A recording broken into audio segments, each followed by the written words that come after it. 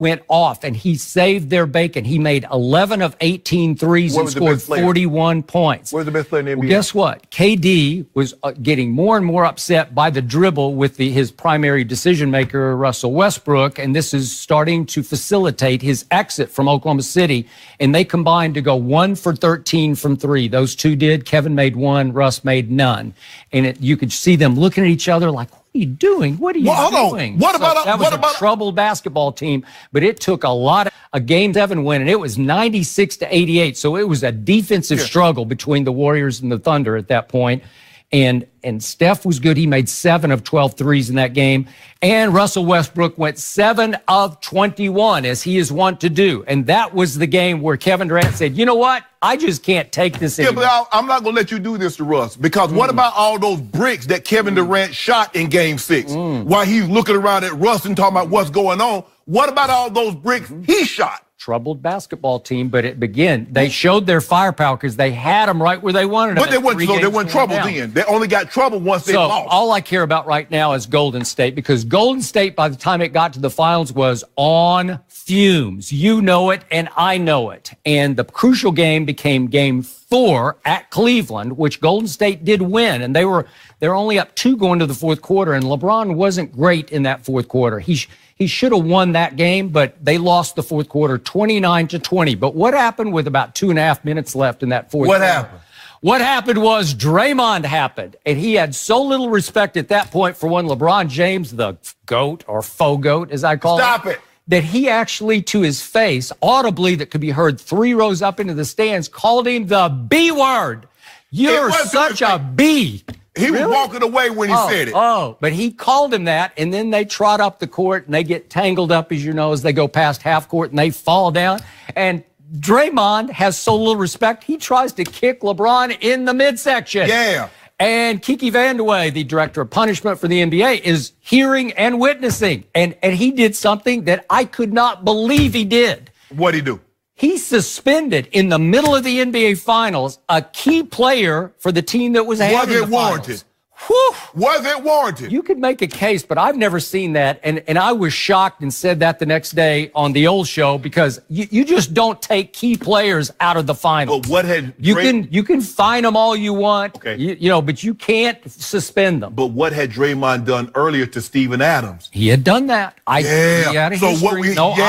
got it. I'm with you, but I was still shocked. It wasn't just a fine. It wasn't some wrist slap. Well, he didn't get the message. Okay. Because they fined him when he did it to Steven Adams, and he did it again. But all of a sudden, they're going back to Oracle for Game 5, and there's no Draymond. Okay. And the truth was, from Game 5 on, 5, 6, 7, Draymond was kind of a basket case, because he was completely shook up by all this. No, he wasn't. And then what happened as we watched Golden State teeter and fall? They just ran out of mental and physical gas in 5, 6, and 7, especially that little willowy point guard of theirs who was a 2-time MVP. Steph Curry was awful in those last 3 games. Just awful. Do you realize in those 3 games he had only 7 assists in 3 games to 12 turnovers? Is that good? No, that's not good. You know what he shot from the field? 22 of 60 in those last 3 games. So the little guard who can just score at will shot 37% from the field. I'm not talking about 3, just from the field. How many shots? Horrible. How many times LeBron blocked his shot? I don't know. Who knows? Because in Game 7 at home, this is in your house, Steph Curry. Yep. You're a 2-time MVP. Yep. You shoot 6 for 19 and 4 of 14 from 3. Is that good? With 4 more turnovers, and he had 1 unsightly turnover in the middle of the fourth quarter. Behind the back into the 5th row. That was the Larry O'Brien trophy that he threw out of bounds like that. Well, I think he just did.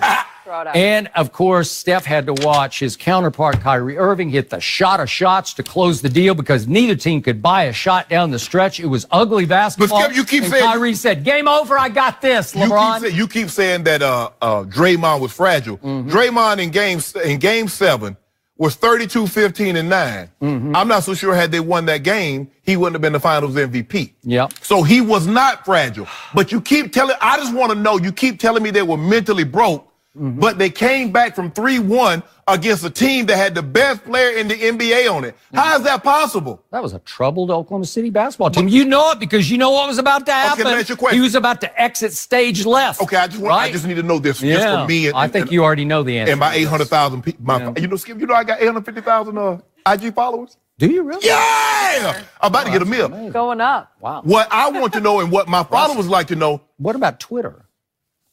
I think you have him beat on Twitter. Okay. Thank you. I'm going to catch you. Your day coming, though. Well, But anyway, stop trying to interrupt me. I don't think I'm going to live that long. Yeah. Oh, you got jokes. Yeah. But I just need to know, me and my followers want to know, were they troubled before? Your followers want to know. Yeah. Were they troubled before they got the 3-1 lead or after they blew the 3-1 lead? They were troubled for about 4 years. They were troubled. Yeah. So they were so troubled. Yeah.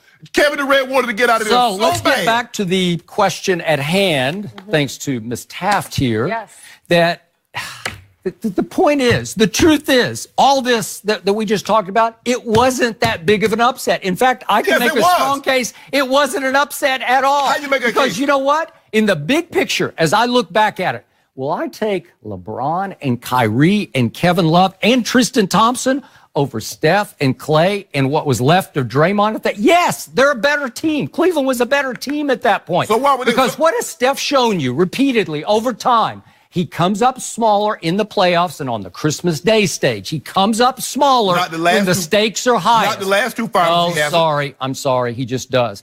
And Clay, can he not run hot and cold? Yes. You can't really trust him from night to night to night. And again, Draymond had turned into a basket case. So let's look at what Kyrie did over those last 3 games. Kyrie averaged 30 a game. And guess what he made over the last 3 games? He made 9 of 17 three-point shots. That's 53% from 3, including this shot of shots. And guess what Kyrie did in those last 3 games? He made 13 of 13 free throws. That's 100% from the free throw line in big games, in big moments. That's pretty great. You want to talk about riding shotgun? You want to talk about a co-star? That's a co-star. And by the way, in game 6, as they turned it completely around, Tristan Thompson had 15 points and 16 rebounds. And in game 7, Kevin Love had 14 rebounds. So you want to talk about help for the King? The King had the better team. And he was right. So so let me ask you a question. If he had the better team, if this team was so good, why didn't they win 60 games? I don't know.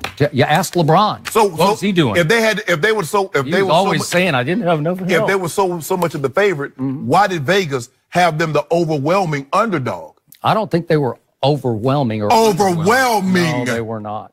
Skip, don't try to see what you try to do. You try to minimize. The truth is, in hindsight, if you look hard at this, it was not an upset. Really, the outcome was pretty predictable at that point, that they were going to hit the wall, which they did, mentally and physically. And LeBron, who I always say has the highest basketball IQ I have ever witnessed, including Magic Johnson, he was telling you the truth. He was laying it right on the line for his team after game 6.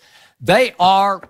So let me ask you a question. I just want to make sure I'm hearing you correctly. So at the point when Golden State had Cleveland down 3-1, you would have been willing to bet your bottom dollar. You know, bottom dollar, if that's the last dollar you got in your pocket, you would have been willing to bet your bottom dollar that Cleveland was coming back and win the series in 7. Well, that's what the Hall of Famer told me. The Hall of Famer is, he knows all. He knows everything about everything. He's omniscient. I'm omniscient. Yeah. All-knowing. Yeah. I won't say that other word, but you know what it means. Okay. So you know everything except the truth about LeBron James. And the truth is, can we just even stop it? Do I have to start back into all the argument again? Wait, can I just mention to your blind witnesses who follow you on, what is it, Instagram? Instagram. Okay. To those blind witnesses, I remind you, Michael Jordan was 6-0 in the finals with 6 MVPs, and LeBron is still, I can't help this, I can't erase it, he's still 3-6. Okay. And Michael Jordan never completely melted down in a finals the way we saw LeBron melt down in his first finals with the Miami Heat at Dallas. I've just never seen it like it. And let me finish this. Michael Jordan never melted down in another finals against the San Antonio Spurs and got blown off the floor in 5 games by a record finals margin.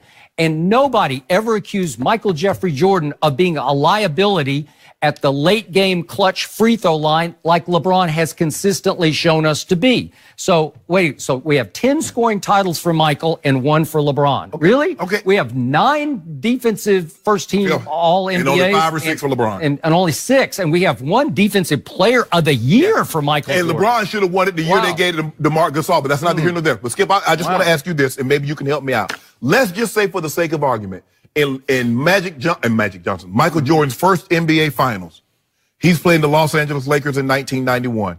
And let's just say, for the sake of argument here, Horace Grant and Scottie Pippen goes out. Do you feel comfortable in saying that Michael Jordan by himself will beat the Los Angeles Lakers? Yep, I do. I do. He was a terror. He was the ultimate assassin. Do you